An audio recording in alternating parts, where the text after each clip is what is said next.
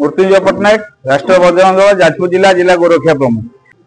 देखो प्रत्येक वर्ष राष्ट्रीय बजरंग दल जाजपुर जिला तरफ ए कार्यक्रम आयोजन करा जाउछि। चलित वर्ष 7 तारिख दिन डिसेम्बर 7 रविवार दिन ए कार्यक्रम आरंभ हम कुआखियार मधुबन मेलन पड़िया जो अच्छी मधुबन मेलन पड़िया माँ हिंगुला मंदिर पाखे जो सन्निकटस्थ पड़िया से आरंभ हो कुआखिया कुआखिया हरिपुर हरिपुर बरुआ बरुआरू NC college Gokhana Manasapol medical छक गांधी छक थाना सम्मुख दे हावेली बजार बड़ बजार गरियापुर जोड़ीकुआ बिरजा हाट देकी आम जिला मुख्य कार्यालय बजरंगी छक रे कार्यक्रम समापन करा जिवो।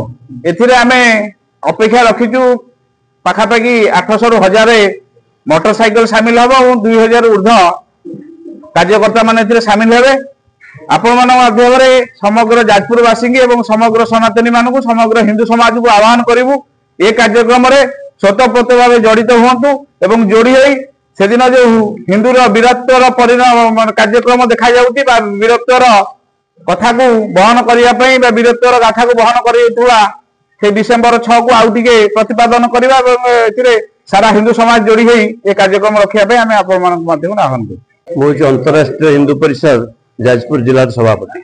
यार उद्देश्य हूँ मुगल शासन समय राम मंदिर उपरे जो अटैक करथिले मुस्लिम माने ताको भांगी देकी जो बाबरी ढांचा करथिले ताको 1992 मसीह डिसेम्बर 6 तारिख रे हजार हजार संख्यार हिंदू युवक माने बजरंग दल हिंदू युवक माने जाइकी ताको भांगी देइथिले। सेही जो दिनटा को स्मरण करिया पई मन रखिया पई आमे प्रतिवर्ष एई प्रकार कार्यक्रम करिथाउ। दिनलिपि लाइव को एबे ही लाइक शेयर सब्सक्राइब करंतु।